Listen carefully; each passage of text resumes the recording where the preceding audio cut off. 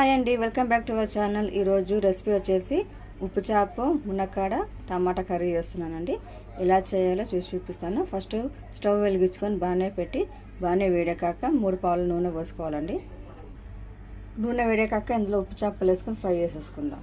కొంచెం గోల్డెన్ కలర్లో వచ్చేలాగా ఫ్రై చేసుకోవాలి మంచిగా.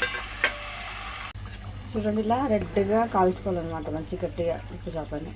ఇప్పుడు మనం స్టవ్ ఆఫ్ చేసేసుకొని ఇది ఒక ప్లేట్లో తీసేసుకుందాం. ఉప్పు చేపలని ఇదే నూనెలో నేను ఆనియన్స్ వేసుకున్నాను. 2 పెద్ద సైజు ఆనియన్స్ తీసుకున్నాను. అవి ఇందులో వేసేసుకుంటాను. ఆనియన్స్ వేసుకొని ఇట్లా వేసుకోవాలన్నమాట. ఒక విషయం ఏంటంటే కొంచెం ఇలా తీసి వేసుకోవాలి. మనం ఉప్పు చేపని ఆల్రెడీ నూనెలో ఫ్రై చేసాం కదా, మనము ఆనియన్లు వేసుకునేటప్పుడు కానీ కూరలు వేసుకునేటప్పుడు కానీ తీసి వేసుకోవాలన్నమాట. ముందు ఆల్రెడీ ఇప్పుడు నూనెలో మనకి ఉప్పు ఉంటుందన్నమాట. ఉప్పు చేపలు ఫ్రై చేస్తాం కాబట్టి ఓకేనా, తీసి వేసుకోవాలి. నేను ఇప్పుడు లైట్గా కొంచెము ఉప్పు వేస్తాను అన్నమాట ఫ్రై అవ్వడానికి. చూడండి, నేను కొంచెం వేస్తున్నాను ఎందుకంటే ఆల్రెడీ నూనెలో ఉంటుంది కాబట్టి ఉప్పు. ఇప్పుడు కొంచెము కరివేపాకు వేసుకుందామండి. కరివేపాకు వేసుకొని వేసుకుందాం. ఆనియన్ కరివేపాకు మంచిగా వేగిన తర్వాత అల్లం వెల్లుల్లి పేస్ట్ వేసుకున్న తర్వాత ఆనియన్ ఇలా మంచిగా మగ్గి ఆయిల్ పైకి వచ్చిన తర్వాత ఇందులో అల్లం వెల్లుల్లి పేస్ట్ వేసుకున్నాం. 2 టేబుల్ స్పూన్ అల్లం వెల్లుల్లి పేస్ట్, కొంచెం పసుపు వేసేసుకుందాం.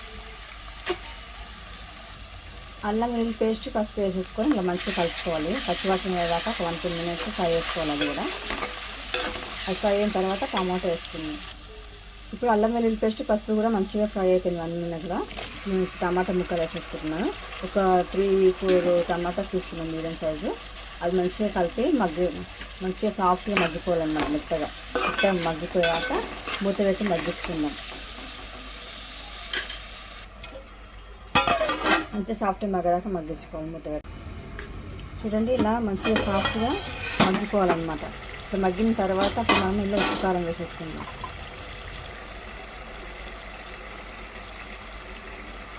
2 స్పూన్లు కారం అండ్ 2 స్పూన్లు ఉప్పు వేసుకుందాం.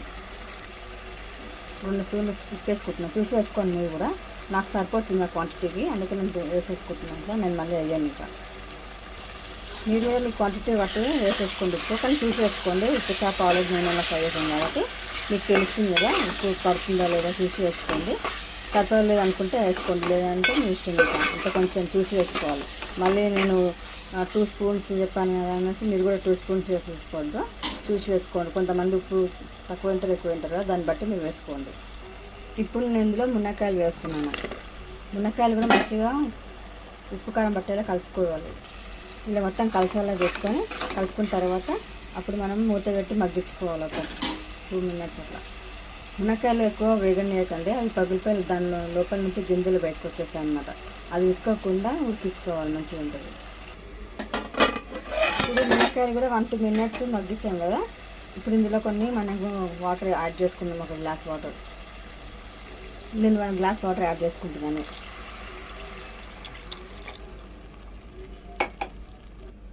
వాటర్ వచ్చినాక కలిపి మూత పెట్టేసుకోవాలి మంచిగా. మునక్కాయ ఉడికి కర్రీ దగ్గర అయ్యేదాకా.